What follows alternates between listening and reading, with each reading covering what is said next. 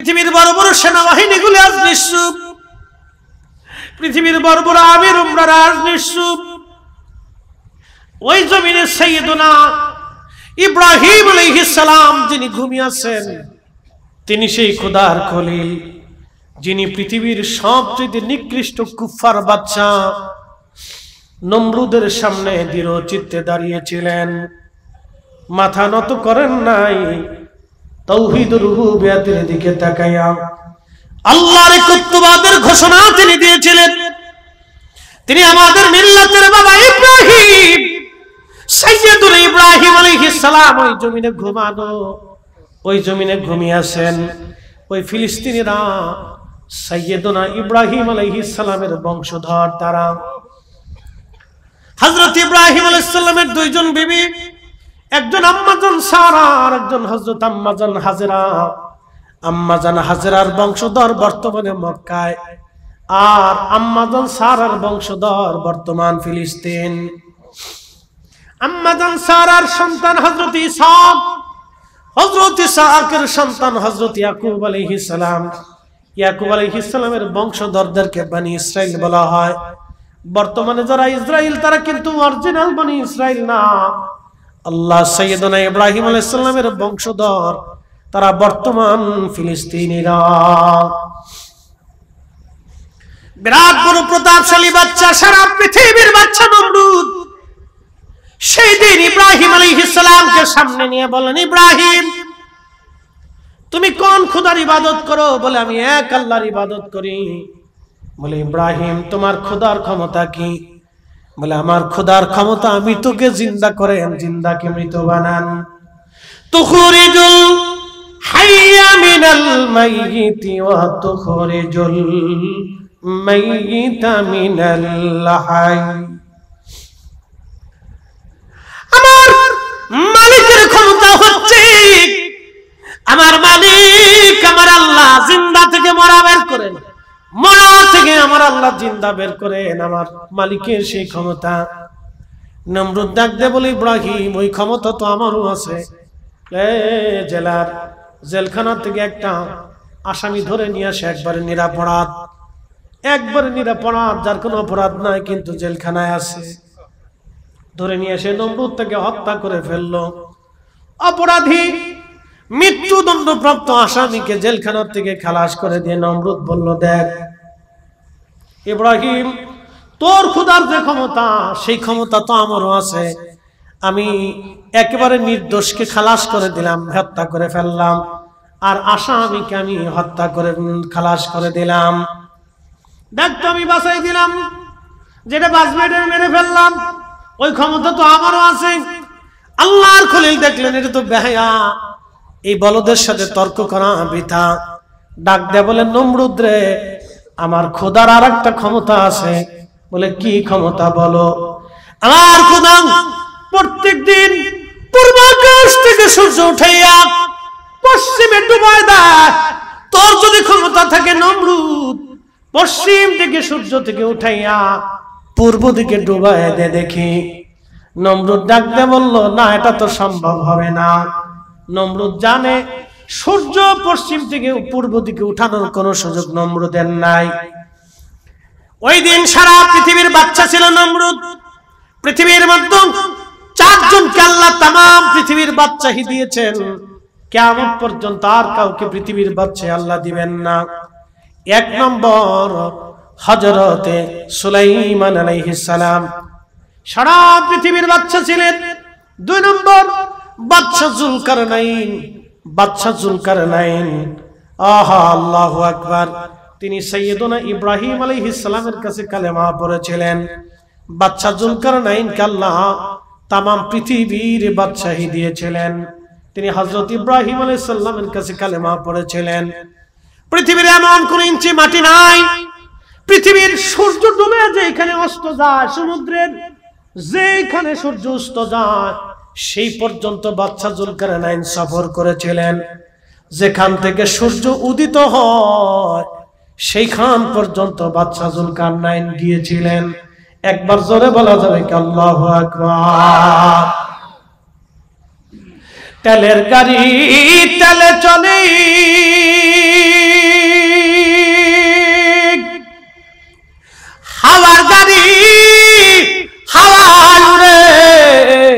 তেলের গাড়ি তেলে চলে,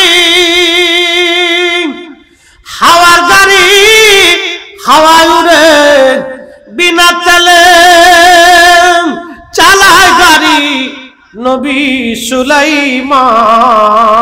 আমরা সেই মুসলমান, আমরা সেই মুসলমান। যেখান থেকে সূর্য উদিত হয় যুলকারনাইন সেই পর্যন্ত সফর করেছিলেন। এর সীমানা জাপান, এরপরে উত্তর কোরিয়ার কোনাকুনি দিয়ে রাশিয়ার একটা ভূখণ্ড, যেখানে এখন আর যাওয়া সম্ভব না। এটা খুব দুর্গম এলাকা। এর পাশে জনপদ ছিল। এই জনপদে একটা জাতিকে তিনি পেয়েছিলেন, সে জাতির নাম ইয়াজুজ আর মাজুজ। নূহ আলাইহিস সালামের 4টা বেটা ছিল, 4টা সন্তান। একটা সন্তানের নাম হাম, সাম, ইয়াফেস এবং কেনান। আবার বলি হাম, সাম, ইয়াফেস এবং কেনান। এই হাম এবং সাম, কেনান কাফের হয়ে মারা গেল, মহাপ্লাবনে ডুবে মারা গেল। আর একটা সন্তানের নাম ইয়াফেস। এই ইয়াফেসের বংশধর হলো ইয়াজুজ মাজুজ। ইয়াজুজ মাজুজের দৈর্ঘ্য হবে 120 গজ, বড় বড় লম্বা, খুব বড় বড় জোয়ান মধ্য হবে, খুব বিভৎস হবে তারা। তাদের চুল দাড়িগুলি থাকবে লাল আর কালো, আমাদের চুল দাড়ি লাল আর সাদা। আর ইয়াজুজ মাজুজের চুল দাড়ি থাকবে লাল আর কালো, তাদের চেহারা হবে বিভৎস, সুঠাম দেহের, বিরাট বড় শক্তিশালী। তারা পৃথিবীতে যখন আসবে, ঈসা আলাইহিস সালাতু ওয়াস সালাম যখন দুনিয়াতে আসবেন, পৃথিবীর কিয়ামতের আগে দুনিয়াতে আসবেন, ভূমধ্য সাগর, আরব সাগর থেকে শুরু করে পৃথিবীর বড় বড় সাগরের পানিগুলি তারা খেয়ে শেষ করে ফেলে দিবে। এত পরিমাণে তারা হবে, এত শক্তিশালী তারা হবে, পৃথিবীর মানুষ মেরে মেরে একবারে মিসমার করে দিবে। সেই দিন শুধু পাক্কা ইমানদার ছাড়া আর কেউ বাঁচবে না। একসাথে বলবেন আল্লাহু আকবার। না না, আরো জোরে বলেন আল্লাহু আকবার। মক্কা মদিনায় তারা ঢোকার সুযোগ পাবে না। আরো জোরে বলবেন আল্লাহু আকবার। দাজ্জাল মক্কা মদিনায় ঢুকতে পারবে না। সেই দিন পাক্কা ইমানদার ছাড়া আর কেউ বাঁচতে পারবে না। সেই ইয়াজুজ মাজুজ পৃথিবীতে আসতো, মাঝে মধ্যে আক্রমণ করতো, মানুষ মেরে ফেলতো। লোকেরা বলল, বাদশা জুলকারনাইন, আপনি দয়া করে আমাদের জন্য ওই মানুষগুলি থেকে বাঁচান, যারা বিভৎস এবং খুবই জালিম, যারা জুলুম করে, অন্যায় করে। এই জন্য পৃথিবীতে যারা জুলুম করে, অন্যায় করে, তারা ইয়াজুজ মাজুজের বংশধর। তাদের রক্তের মধ্যে ইয়াজুজ মাজুজের রক্ত আছে। এরা নিকৃষ্ট। আল্লাহ জুলুম বাসকে পছন্দ করে না। জুলুম অবশ্যই ধ্বংস হয়ে যাবে, ন্যায় পৃথিবীতে প্রতিষ্ঠিত হবে। কথা বলেন ঠিক কিনা?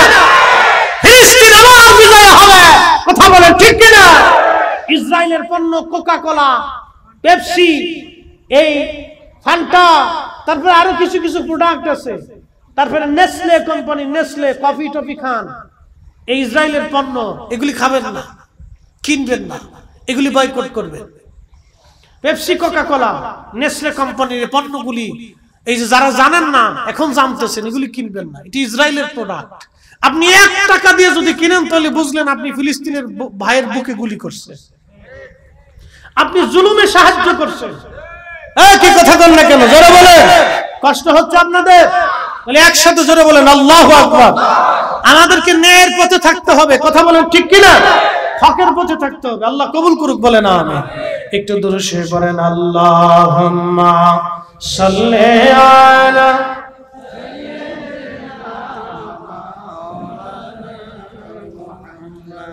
আর একটু বাড়ায়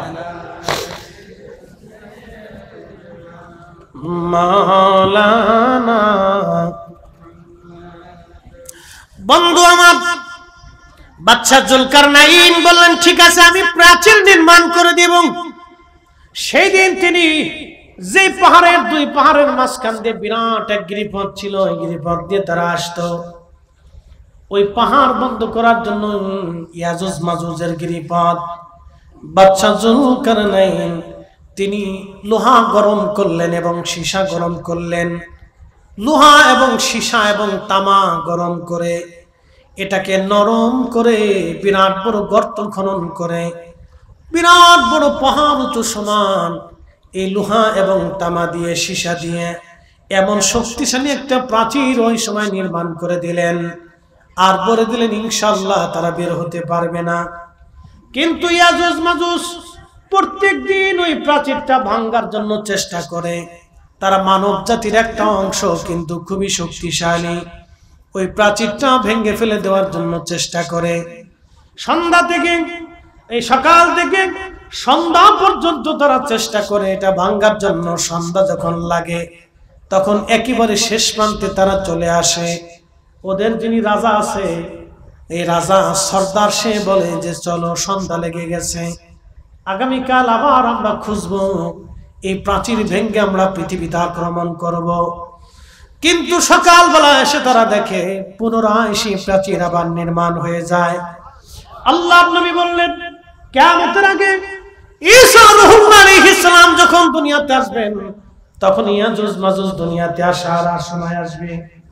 তখন ওই যিনি সর্দার থাকবে তিনি প্রাচীর ভাঙ্গার যখন সন্ধ্যাবেলা আসবে, সন্ধ্যা আসার সময় প্রাচীর ভেঙে একেবারে শেষ প্রান্তে চলে আসবে, তখন ওই যিনি সর্দার থাকবে তিনি বলবে চলো আমরা ফিরে যাই, কালকে সকালবেলা আবার আমরা আসবো, ইনশাআল্লাহ কালকে আমরা এটা ভেঙে ফেলবো। এত কোটি লক্ষ বছর পার হয়ে যাবে তারা ইনশাআল্লাহ বলবে না, হাজার হাজার বছর চলে যাবে ইনশাআল্লাহ বলবে না। কিন্তু যেই দিন ইনশাআল্লাহ বলবে সেই দিন প্রাচীর তারা ভেঙে ফেলে দিয়ে দুনিয়ার মধ্যে তারা এত দ্রুত গতিতে ছড়ায় যাবে যে ভূমধ্য সাগরের মধ্যে কোনো পানি থাকবে না, কোন নদীর পানি তারা অবশিষ্ট রাখবে না, সব খেয়ে দিয়ে একবারে সাবার করে দিবে। মানুষ মেরে মেরে সাফ করে ফেলবে, পৃথিবীতে বিভৎস লেগে যাবে, ইমানদার ছাড়া কেউ বাঁচতে পারবে না। সমস্ত মানুষেরা হযরতে ঈসা রূহুল্লাহ আলাইহিস সালাতু ওয়াস সালামের কাছে যাবে, ওগো আল্লাহর নবী আপনি তো এই নবীর উম্মত হয়ে আসছেন, আপনার দোয়ার বরকত আছে, ইয়াজুজ মাজুজের অত্যাচারে আমরা ধ্বংস হয়ে যাচ্ছি, পৃথিবী নিশ্চিহ্ন হয়ে যাচ্ছে, আপনি ওদের জন্য বদদুয়া করে দেন। হযরতে ঈসা রূহুল্লাহ আল্লাহর দরবারে হাত বাড়াবেন, রাব্বি এত বড় শক্তিশালী জাতি যাদের সাথে যুদ্ধ করার মতো সেনাবাহিনী আমাদের নাই, আল্লাহ তুমি এই জাতিকে ধ্বংস করে দাও। দেখবেন ইসরায়েল একদিন ধ্বংস হবে, আল্লাহ হাত করে কেঁদে ফেলবে, যার হাত আমার আল্লাহ আসমান থেকে ফিরাবে না। কি কথা বলে ঠিক না বেঠে?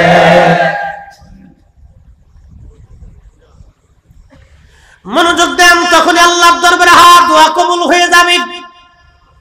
ওদের ঘাড়ের উপরে এক ধরনের পোকা সৃষ্টি হবে, পোকা পোকা পোকা সৃষ্টি হবে ঘাড়ের উপরে। আমাদের ঘাড়ের এখানে দেখবেন একটা উঁচু জায়গা আছে, হাড্ডির মতো একটা জায়গা থাকে, এই জায়গাটা ওদের পোকার সৃষ্টি হবে। এই পোকা সৃষ্টি হয়ে যাওয়ার পরে কোটি কোটি কোটি বিলিয়ন কোটি কোটি ইয়াজুজ মাজুজ মারা যাবে, রাতারাতি পোকায় তারা মারা যাবে, সারা পৃথিবী গন্ধে ছড়ায় যাবে, এত পরিমাণে গন্ধ হবে, ওই গন্ধে মানুষ টিকতে পারবে না। আবার তারা ঈসা রূহুল্লাহর কাছে যায়, বলবে ওগো আল্লাহর নবী এত দুর্গন্ধ বেঁচে থাকা দায় হয়ে গেছে, আপনি এই পচা থেকে বাঁচানোর জন্য আল্লাহর দরবারে দোয়া করে দেন। আল্লাহর নবী ঈসা রূহুল্লাহ আলাইহিস সালাম হাত তুলবে, রাব্বি সারা পৃথিবী গন্ধে ছড়ায় গেছে, আল্লাহ আপনি পচা সরায় দেন। মুসুলধারে একাধারে 7 দিন, মতান্তরে 40 দিন পর্যন্ত বৃষ্টি নামবে। আল্লাহু আকবার! না না, আরো জোরে, আরো জোরে, জোরে জোরে। বৃষ্টি কার রহমত? জোরে বলেন কার?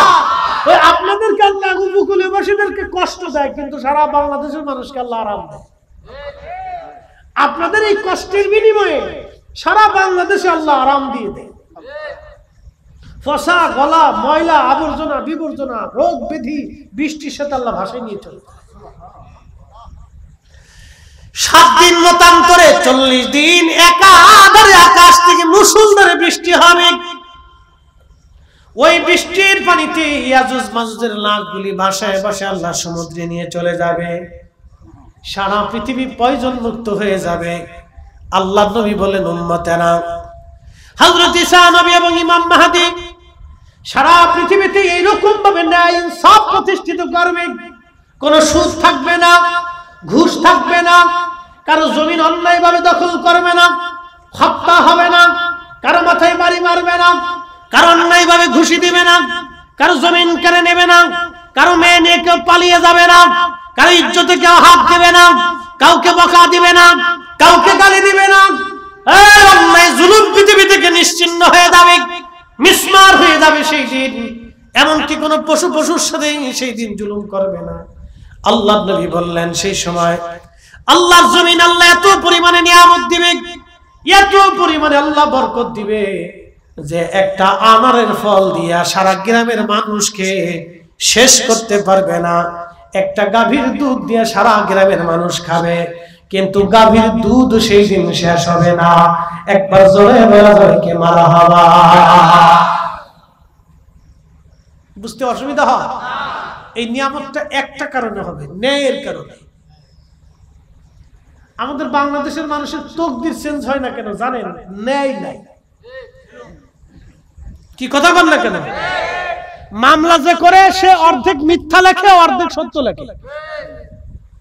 মামলা করার আগে উকিলের কাছে যা পরামর্শ করে যে কিভাবে মামলা সাজাইলে মামলাটা জটিল হবে। মামলার শুরুটাই হয় মিথ্যা দিয়ে। বাংলাদেশের 100% মামলার 99% মামলা মিথ্যা। আমি কিন্তু খারাপ বলিনি, খারাপ নিবেন না। মামলার শুরুটা হয় মিথ্যা দিয়ে, তখন প্রশাসন চিন্তা করে এটা স্টার্ট হয়েছে মিথ্যা দিয়ে, এটা শেষ হবে মিথ্যা দিয়ে। এই জন্য সবাই কয় খালি মাল নিয়ে আসো।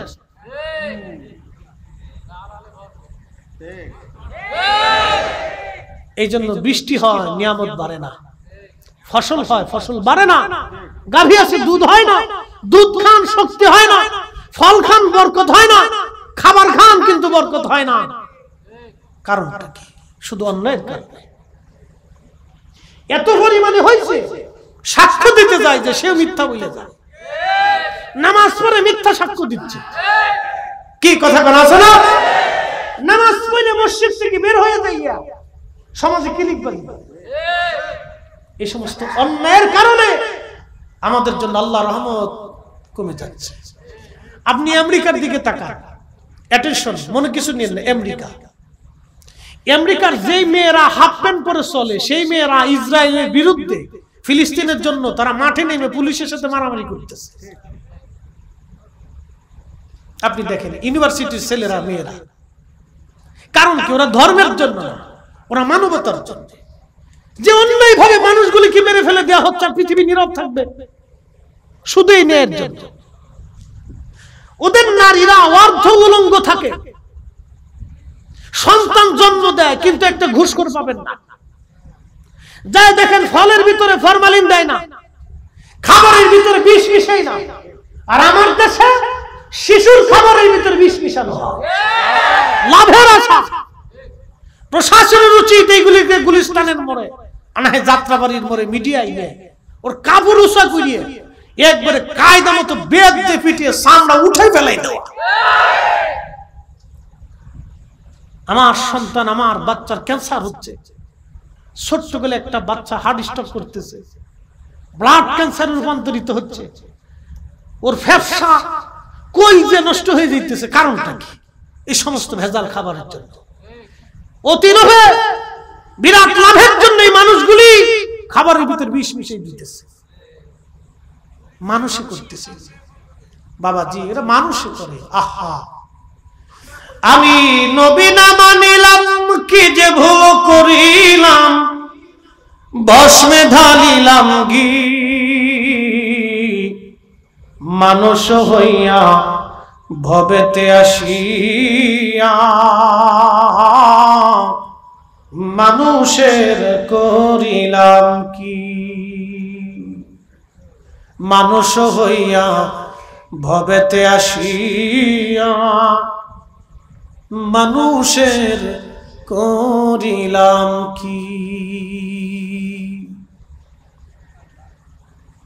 মানুষ মানুষকে হত্যা করে। একটা ছোট্ট শিশু মেয়ে মানুষ থেকে নিরাপত্তা নেই। এই আপনার মেয়েটাকে 6 বছরের মেয়েটাকে রাস্তায় ছেড়ে দিয়ে রাতে ঘুমাতে পারবে? কিসের ভয়? শিয়ালে নিবে না, কুত্তায় নিবে না, ওরে মানুষই নিয়ে যাবে। তার মানে অর্থ হচ্ছে আমরা পশু পাখি শিয়াল কুত্তার চাইতে নিকৃষ্ট হয়ে গেছি। আমরা মানুষ নামের মানুষ কলঙ্ক হয়েছি, মানুষ নামের মানুষ হতে পারি নাই। কথা বলেন ঠিক না? নারায়ে তাকবীর, নারায়ে রিসালাত, মুফতি জহিরুল ইসলাম ফরিদী। আমরা মানুষ হতে পারি না, মানুষ হতে হবে আমাদেরকে মানুষের মতো। আল্লাহ নবীর তরিকায় মানুষ হতে হবে আমাদেরকে। সাহাবীদের জামানাতে, সাহাবে কেরামের জামানাতে যে মানুষেরা দিনে দুপুরে মানুষ জবাই করত, আল্লাহ রসুলের দর্শে বসে জীবন পরিবর্তন হয়ে গেল। এত পরিবর্তন হলো, আহা, নিজেরা ক্ষুধার্ত থেকে গরিবদেরকে খাবার দিতেন। সাহাবীদের জীবনে এত পরিবর্তন হয়ে গেল, পৃথিবীর সর্বশ্রেষ্ঠ মানুষে রূপান্তরিত হল। নবী বলে গেলেন, আসহাবী কান নুজুম, আমার সাহাবীরা আকাশের নক্ষত্রের মতো। একসাথে বলা যাবে না আল্লাহু আকবার? পৃথিবীর শ্রেষ্ঠ মানুষে রূপান্তরিত হল। কারণ কি? রাসূলের দর্শে বসে মানুষের মতো মানুষ হয়ে গেছে। প্রিয় সাথীরা মুসলমান, বলছিলাম কথাগুলি অনেক আমাদের বুঝে যাওয়া দরকার, আমাদের শিখে যাওয়া দরকার। খুবই মনোযোগ দিয়ে কথাগুলি আর শুনে যাবেন। একটা ঘটনা বলি, আপনাদের মাঝ থেকে বিদায় নিব। হযরতে ওমর রাদিয়াল্লাহু আনহু বসে আছেন। ও যুবক বন্ধুরা, আমার মা বোনেরা, কথাগুলি শুনে যান। হযরত ওমর বসে আছেন মসজিদে নববীর বারান্দায়। ঠিক এমন সময় লোকেরা একটা যুবক ছেলেকে ধরে নিয়ে আসছে। হযরত আমিরুল মুমিনিন বললেন, লোকেরা তোমরা যুবকটাকে কেন ধরে নিয়ে আসছো বলো? বলে, হুজুর, এই ছেলেটা আমাদের বৃদ্ধ বাবাকে হত্যা করে ফেলছে। আমিরুল মুমিনিনের কাছে আসছি, তিনি যেন আল্লাহর কোরআন অনুযায়ী ফয়সালা করে দেন, আল্লাহর বিধান অনুযায়ী ফয়সালা করে দেন।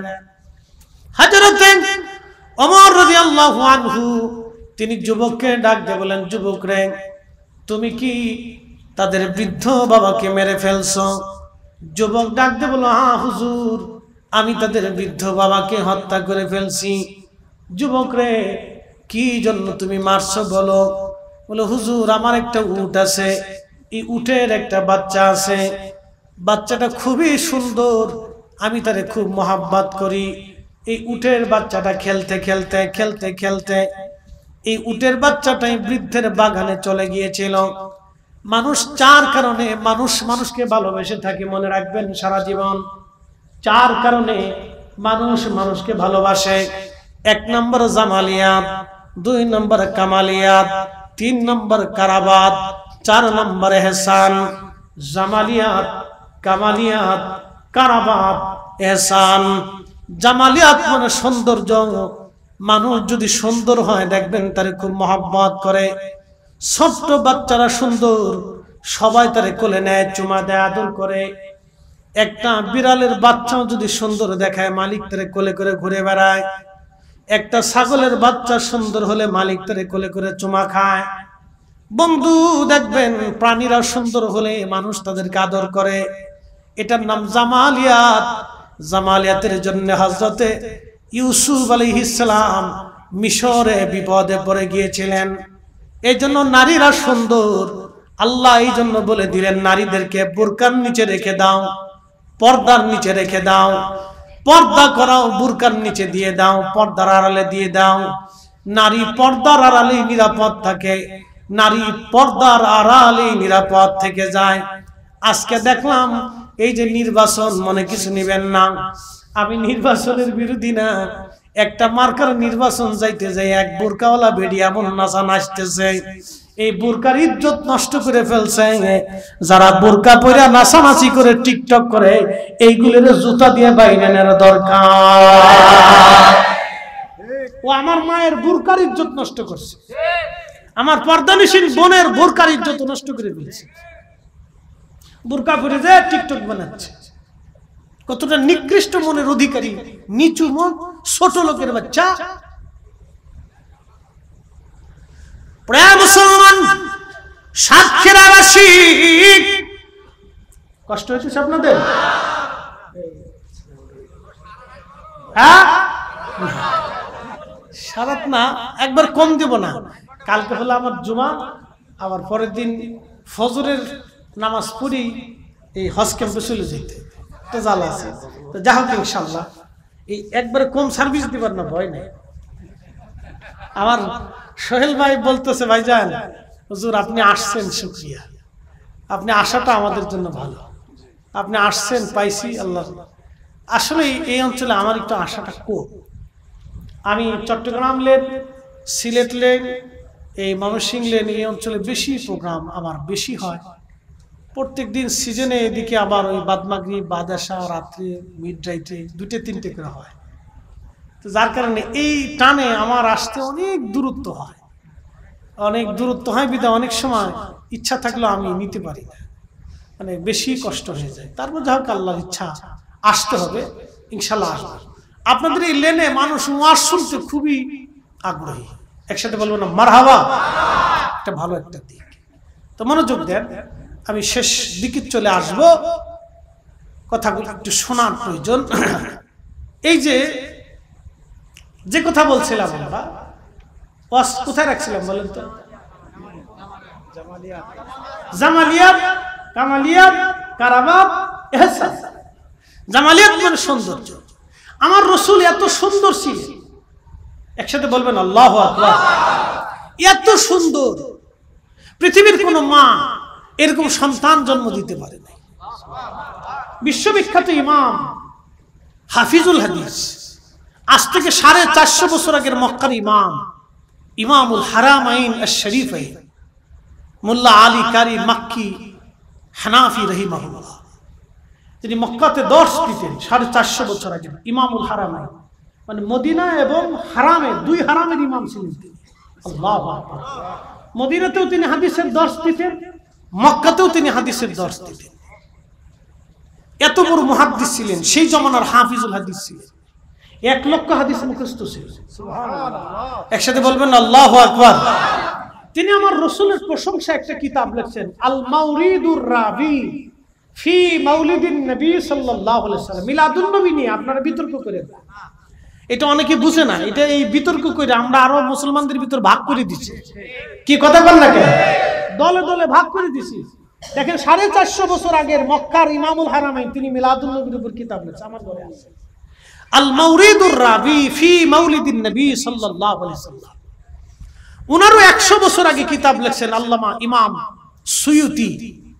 তিনি মিশরের আল আজহার বিশ্ববিদ্যালয়ের তৎকালীন বিরাট বড় চ্যান্সেলর ছিলেন, 2 লক্ষ হাদিসের হাফেজ ছিলেন। তিনার কিতাবের নাম হুসনুল মাকাসিদি ফি আমালিল মাউলিদ, মিলাদুন নবীর উপরে লেখছেন। তারও 100 বছর আগে আল্লামা ইমাম শামসুদ্দিন জাজরি রাহমাতুল্লাহি আলাইহি মিলাদুন নবীর উপর কিতাব লিখছেন, আল মাউরিদুস সাদি ফি মাউলিদিল হাদি। একসাথে জোরে বলা যাবে না মারহাবা? চিন্তা করেন তো, এগুলো আমার কাছে আছে। এগুলি নিয়ে যারা ঝগড়া করে, এগুলো আমি মনে করি এগুলো ছোট লোকই এক ধরনের ব্যবসা। ছোট লোকই কথা। আইম্মা ইকরাম যেখানে সমাধান দিয়ে গেছে সেখানে আমাদের কলম দেওয়া উচিত না। এখানে মীমাংসিত বিষয়, এটা নিয়ে ঝগড়া করার কোনো সুযোগ নাই। আমরা এগুলি কইরা আমাদের ভিতরে ফাটল সৃষ্টি করছি। আমরা যুবকদেরকে আলাদা করে দিয়েছি, বৃদ্ধদেরকে আলাদা করে দিয়েছি, মা বোনদেরকে আলাদা করে দিয়েছি। কি কথা বল না কেন? ঠিক কিনা? এগুলির কোনো মানে প্রয়াস নেই, কোনো সুযোগ নেই, সুযোগ দিবেন। তো মোল্লা আলী কারি মাক্কি রাহিমাহুল্লাহ তিনি এই কিতাবের মধ্যে রাসূল করিমের একটা শান লিখছেন। হযরত মোল্লা আলী কারি মাক্কি বলেন, রাসূলের জামালিয়াত এত সুন্দর ছিল, হালিমাতুস সাদিয়া রাদিয়াল্লাহু আনহা সুদূর তায়েফ থেকে মক্কা আসে বাচ্চা নেওয়ার জন্য, ধাত্রী মা হওয়ার জন্য তিনি আসেন। হযরত হালিমাতুস সাদিয়া বলেন, দুনিয়ার মানুষ আমি মক্কায় আসলাম, সারা মক্কা খুঁজে খুঁজে দেখি একানো ঘরের মধ্যে কোনো বাচ্চা নাই। ধনীরা সব আগে বাচ্চাদেরকে নিয়ে চলে গেছে। আমার উট ছিল দুর্বল, গাধা ছিল দুর্বল। আমি সবার পিছনে চলে আসলাম। সবাই যখন বাচ্চা কাচ্চা নিয়ে ফিরে যায়, তখন আমি মক্কায় ঢুকতে লাগলাম। স্বামী আমাকে বলল, হালিমা একেবারে শূন্য চলে যাব, কিছু তো নিয়ে যাওয়ার দরকার। বলে বাচ্চা তো একটা বাচ্চা আছে, তার নাম মোহাম্মদ, বাবার নাম আব্দুল্লাহ, মায়ের নাম আমেনা। বাবা মৃত, সন্তানটা এতিম, দাদার ঘরে থাকে। কে তার ভরণ পোষণ দিবে, কে তার পয়সা দিবে? আমরাও তো নিজেরাও গরিব, এতিম বাচ্চা নিয়ে আমি কি করব? হালিমার স্বামী সেই দিন থেকে বলতেছে, হালিমা রে, বাচ্চাটা নেই বা না নেই, চলো না একটাবার বাচ্চাটা দেখে আসি কেমন। একবার জোরে বলা যাবে কে মারহাবা? ওরে এতিম বলে নিল না কেউ, নিলেন বিবি হালিমা, ঠিক কিনা? এতিম বলে সেদিন কেউ থেকে নেই নাই, কিন্তু হালিমা রাদিয়াল্লাহু আনহা নিলেন। হালিমা বললেন, আমি গেলাম, যাওয়ার পরে হযরত আমেনার ঘরে ঢুকলাম, দেখি তার বক্ষ মোবারকের উপরে সাদা রেশমের একটা কাপড় দিয়ে আবৃত করা, তার নিচে সবুজ একটা রেশমের কাপড় দিয়ে ঢেকে দেওয়া। এত সুন্দর সুঘ্রাণ। আমি ঘরের মধ্যে ঢুকে দোলনার পাশে গেলাম। দোলনার মধ্যে শোয়ানো ছিল, নবী ঘুমিয়েছিলেন। মোল্লা আলী কারি মক্কি আল মাউরিদের মধ্যে আরো ২৭টা কিতাবের হাওয়ালা দিয়েছেন। ২৭টা কিতাবের মধ্যে লিখেছেন এইভাবে। হালিমা বলেন, আমি ভিতরে ঢুকলাম। ঢোকার পরে এত সুন্দর চেহারা কোন মা জন্ম দিতে পারে আমি হালিমা কোনদিন কল্পনা করি নাই। চিৎকার করে জোরে বলেন না মারহাবা। হযরত হালিমা বললেন, এত সুন্দর ছিলেন নবীজি, এত সুন্দর, এত সুন্দর আমাদের নবী ছিলেন। কোন মা এত চমৎকার সুন্দর বাচ্চা জন্ম দিতে পারে আমি কল্পনা করি নাই। সৌন্দর্যটা দেখে আমি হালিমা পাগল হয়ে গেলাম। ঘুম থেকে জাগানোর জন্য আমি বুকের উপর থেকে রেশমের কাপড় সরাইয়া প্রিয় নবীজির নরম সব বক্ষ মোবারকে আমার হাত দিয়ে আলতো আলতো করে আমি মেসেজ করতেছিলাম। আল্লাহর নবীর ঘুম ভেঙে গেল। আমার চেহারার দিকে তাকাইয়া নবীজি মুস্কি হাসি দিয়ে ফেললেন। ওই হাসি এত সুন্দর, হালিমা বললেন, দুনিয়ার মানুষ আমি পাগল হয়ে গেলাম। এত সুন্দর হাসি, আমি পাগল হয়ে গেলাম। আল্লাহু আকবার। হালিমা বলতেছেন, দুনিয়ার মানুষ শোনো, আমি সুন্দর চেহারার দিকে তাকায় রইলাম। পবিত্র জুলফি মুবারক, এই যে আপনারা ভুরু দেখেন, এই জুলফি মুবারকের মাঝখানের যে কপালের অংশ, এই অংশ থেকে একটা নূর মুবারক বের হইয়া খিলালাস সামা, মধ্য আকাশ পর্যন্ত এই নূর চলে গেল। আমি হালিমা এই নূর মুবারকের দিকে তাকাইয়া, আল্লাহর নবীর দিকে তাকাইয়া বিমোহিত হয়ে দেখতে লাগলাম। একবার জোরে বলা যাবে আল্লাহু আকবার।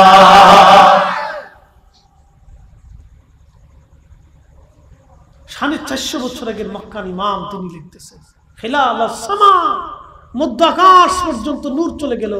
হালিমা তো সাদিয়া বলতেছেন, আমি আশ্চর্য হয়ে তাকিয়ে দেখতে লাগলাম। পরে জুলফি মুবারকের মাঝখানে চুমা লাগাইলাম। চুমা লাগাই আমি কোলের মধ্যে নিলাম। কোলের ভিতরে নেওয়ার সাথে সাথে আমার এত রহমত আল্লাহ আমার শরীরে দিয়ে দিল। আমি দুর্বল ছিলাম, হীন ক্ষীণ ছিলাম। নবী কোলে আসার সাথে সাথে আল্লাহ আমার সবল বানাই দিল।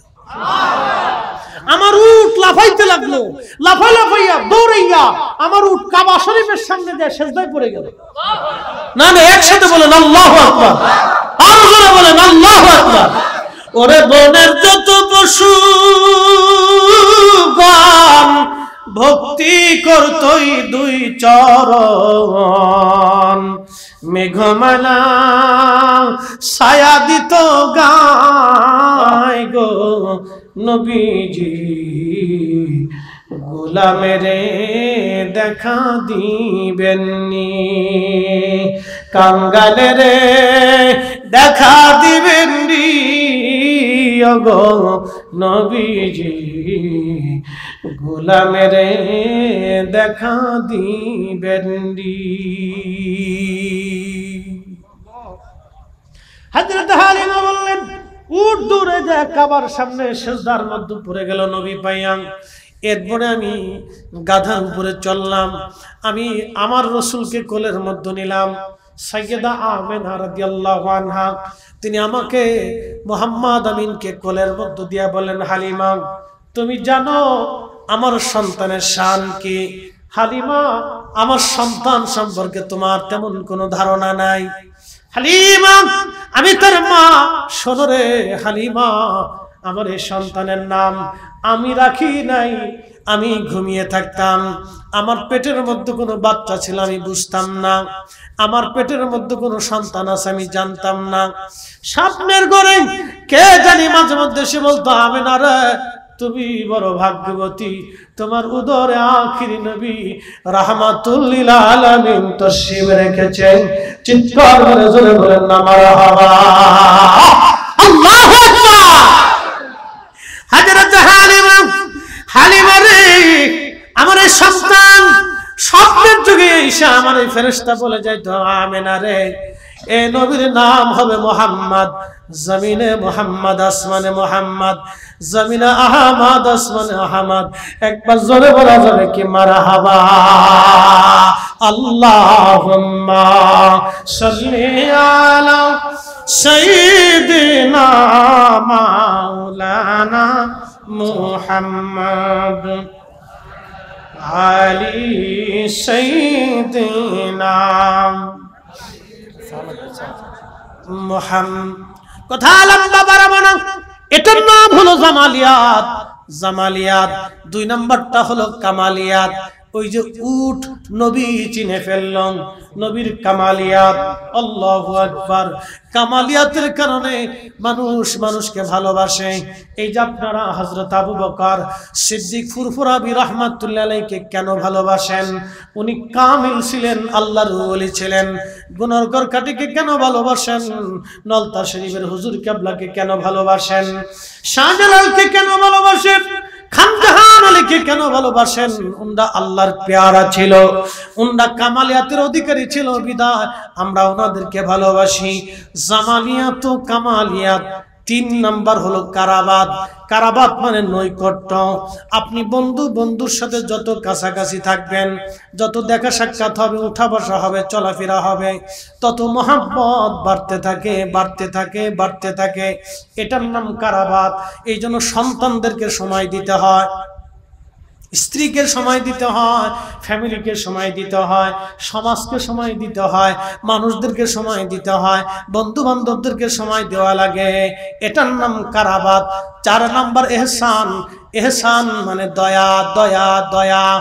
আমরা আজকে দয়া করা ভুলে গেছি। আল্লাহর নবী বললেন, মাল্লাম ইয়ারহামিন নাস মাল্লাম ইয়ারহামিল্লাহ। যে মানুষকে দয়া করে না, আল্লাহ তাকে দয়া করে না। যে মানুষকে দয়া করে না, আল্লাহ তাকে দয়া করে না। আমরা নিজেরা খাই কিন্তু প্রতিবেশী গরিব থাকে, আমরা নিজেরা খাই কিন্তু প্রতিবেশী খায় না, আমরা নিজেরা ভালো মন্দ খাই কিন্তু প্রতিবেশীদেরকে দেই না। আপনার বাড়ি যদি গরুর গোশত রান্না হয়, প্রতিবেশীর বাড়ি যদি চাচা দাদা গরিব দরিদ্র থাকে, দাদি নানি যদি দরিদ্র থাকে, তাহলে তাকে ডেকে নিয়ে আসবেন, অথবা তার বাড়িতে আপনারা তরকারি খাবার পৌঁছায় দিয়ে আসবেন। আল্লাহর নবীর সারা জীবনের সুন্নাত ছিল এটা, উম্মত তোমরা তরকারির মধ্যে ঝোল বাড়ায় দাও, তরকারি বাড়াও, নিজেরা খাও, প্রতিবেশীদেরকে তোমরা খাওয়াও। আজকে এই সুন্নত আমরা ভুলে গেলাম, এই সুন্নতের কথা আজকে আমাদের মনে নাই। আমরা নিজেরা খাবো, প্রতিবেশীদেরকে খাওয়াবো, আমরা নিজেরা খাবো, আত্মীয় স্বজনদেরকে খাওয়াবো। আল্লাহ বললেন, ইন্নাল্লাহা ইয়ামুরু বিল আদলি ওয়াল ইহসানি ওয়া ইতাইযিল কুরবা। তোমাদেরকে হুকুম করলাম পৃথিবীর মতো তোমরা ন্যায় করবা, অন্যায় করবা না, আর ইহসান করবা, দয়া করবা, মায়া করবা, দয়া করবা, মায়া করবা, মানুষকে দয়া করবা, সৃষ্টিকে দয়া করবা, মাখলুককে দয়া করবা, মানুষকে দয়া করবা। যার অন্তরে দয়া নাই সে মানুষ হতে পারে না, যার অন্তরে ভালোবাসা নাই সে মানুষ হতে পারে না, যার অন্তরে মায়া নাই সে মানুষ হতে পারে না। আল্লাহ রাসূল আল্লাহর কোরআন বলতেছেন ওয়া ইতাইদিল কুরবা, নিকট আত্মীয় স্বজন যারা আছে দরিদ্র থাকলে দেখাশোনা করবা, খাবার দাবার দিবা, কাপড় চোপড় কিনে দিবা, খোঁজ খবর তাদের রাখবা, তাদের সঙ্গে সুন্দর সুসম্পর্ক রাখবা, তাদেরকে বাড়িতে দাওয়াত করবা, তোমরা তাদের বাড়ি খোঁজ খবর নিতে যাইবা। আত্মীয়তার সঙ্গে যারা সুসম্পর্ক রাখে আল্লাহ রাসূল বলেন আমার আল্লাহ তার সঙ্গে সুসম্পর্ক রাখে। আর যে আত্মীয়তার সাথে সম্পর্ক নষ্ট করে আল্লাহ রাসূল বলেন আল্লাহ তার সঙ্গে সম্পর্ক নষ্ট করে। অতএব এইগুলি আপনারাও খেয়াল করে চলবেন। আল্লাহ আমাদের তৌফিক দান করুন, সকলে বলেন আমিন। আর কথা বাড়াবো না, আসেন আমরা প্যারা নবীজিকে দাঁড়ায় সালাম জানাই। ইয়া নবী সালাম